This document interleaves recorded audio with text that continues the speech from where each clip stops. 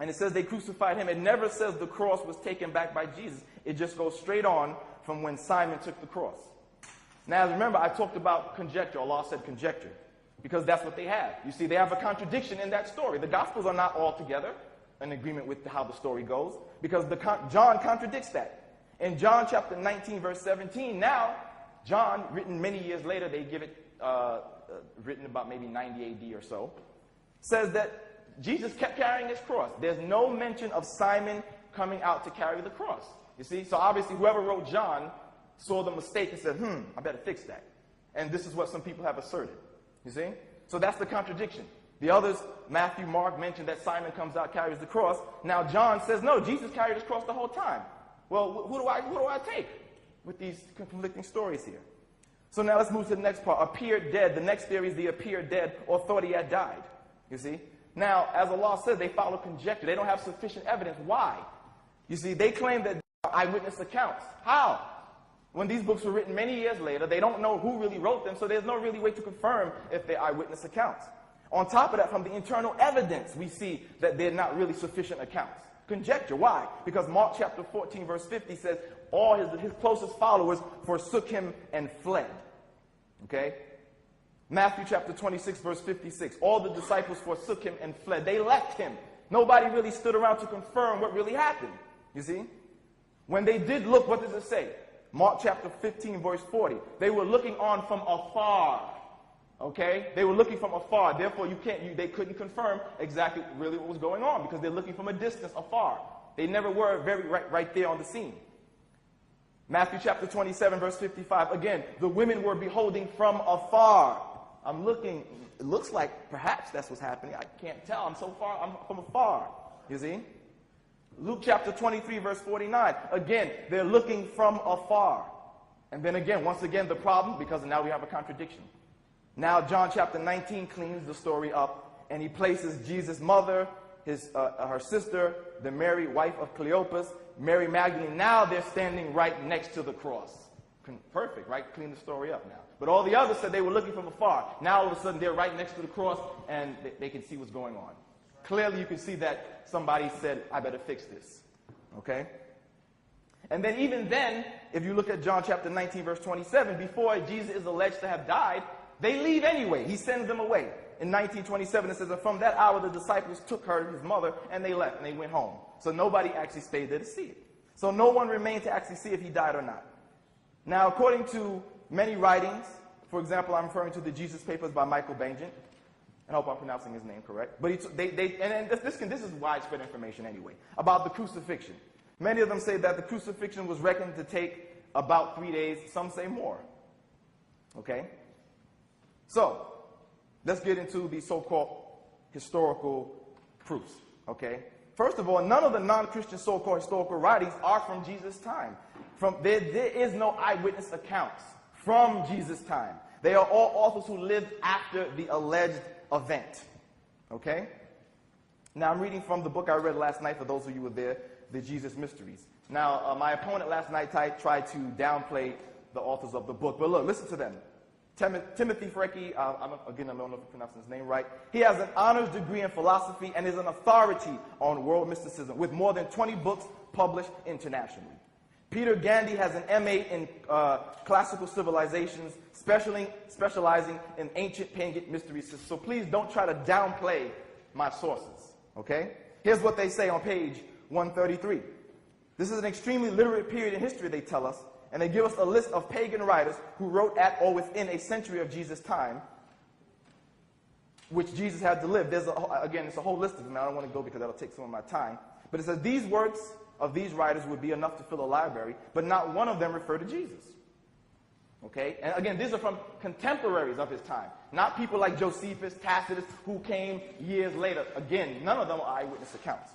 Okay? And look, you know what breaks down the whole total so-called historical facts? Turn to Matthew chapter 27, verse 52 and 53. It says that the graves opened, and many bodies of the saints which were dead came out of the graves and went into the holy city. I believe they're talking about Jerusalem, and appeared unto many. There is no historical record of that. That should have been written of more than Jesus coming to life. Dead people coming out of graves and walking into the holy city and appear to everybody, that should have been recorded by everybody if that happened. Even if they didn't see Jesus, they could have said, well, you know what? There was a time when people came out of the graves, dead people, we saw them, and then they could corroborate it with the story of Jesus' crucifixion. There is no, and if you show me, there is no historical evidence of dead people coming to life and walking into the holy city. None. So the question is, did Jesus rise from the dead? Where did we get this idea from? The idea comes from Paul in 2 Timothy chapter 2, verse 8. He says, remember that Jesus Christ of the seed of David was raised from the dead according to my gospel. You see? So now, he said that we make attacks on Paul. Well, we have to ask ourselves, is he trustworthy? You see? In Romans chapter 11, verse 13, Paul says, now I'm speaking to you Gentiles, inasmuch that I am an apostle to the Gentiles. I glorify my own ministry. He says it, not God. He glorifies his own ministry according to his own self. So is he trustworthy? Well, according to John chapter 7, verse 18, Jesus says, he who speaks on his own, they seek their own glory. But those who seek the glory of him who sent him is true, and no unrighteousness is in him. You see? We see that Paul tells us in 2 Corinthians chapter 12, verse 16. He says, but be it so, I did not burden you. Nevertheless, being crafty, which is another word for tricky, cunning, or deceitful, I caught you with guile. Another word for insidious cunning or deceitfulness in attaining a goal. So here Paul admits to catching with deceit and trickery. Okay? So therefore we can take that and toss that aside. Now let's get into this now. So, did they kill him? Allah said they killed him not nor crucified him. And there are two different accounts. Maybe people don't know this. People say, well, why is Allah saying, doesn't it seem redundant that he's saying they killed him not nor crucified, or aren't both killings? Well, if you know that there are actually two accounts, you might know that. You might know why, perhaps. And I'm not trying to speak for Allah, knows best if that's what he means. But the evidence seems to support that. There are two accounts on how Jesus died. So Allah said he didn't die either way. Now, everybody's familiar with the common story, which is that the Romans did it. The Roman mode of execution. But how many of you are familiar with the Jewish mode? You see? In Acts chapter 5, verse 30, we see that it reads, the God of our fathers raised up Jesus, whom you killed and hanged on a tree. The Greek word here is xylon. It means a living tree. Okay? And I'll show you from the context that most of the time, according to John D. Kaiser, from the book The Cross of the Christ, or an article The Cross of the Christ, he says in the majority of the cases, this word is rendered as a tree, a living tree. And we know from the context that it means a living tree, because this appears to show that it was the Jews that killed Jesus according to the Jewish law, where if you commit a blasphemy, the person is stoned to death first. He's killed first. After they kill you, they then drag your body and they hang you up on a tree, a living tree. Okay? Acts chapter 10, verse 39, again, makes the same reference. And we are witnesses of all things which he did both in the land of the Jews and in Jerusalem, whom they killed. He's talking about the Jews now. Killed and hanged on a tree. Okay?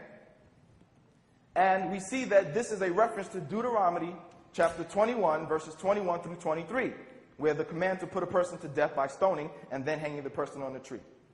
All right? I have a few minutes, so let me just jump to the heart of the matter. Now, the heart of the matter is this. Christ, now, I'm going to stop my opponent's argument from the beginning, because I know what he's going to do.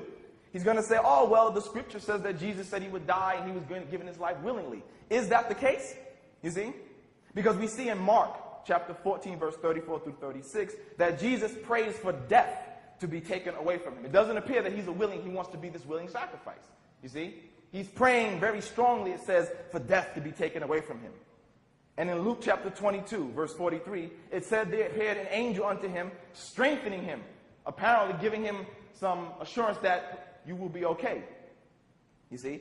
And we see that even up to the point of the alleged being put on the cross, Jesus appears to be expecting God's help. Because in Mark chapter 15, verse 34, he reads, my God, why hast thou forsaken me? Shows that he is still expecting the help of God to come from his prayer. We read in Hebrews chapter 5, verse 7, which says, he who in the days of his flesh, when he offered up prayers and supplications and strong crying and tears, unto him that was able to save him from death, and was heard in that he feared. You see? So now that we've shown that he wasn't a willing sacrifice and he prayed for God to save him, let's get deeper into it now. Let's go back to the beginning. Now, we are told in Mark chapter 8, verse 11 and 12, that Jesus was asked for a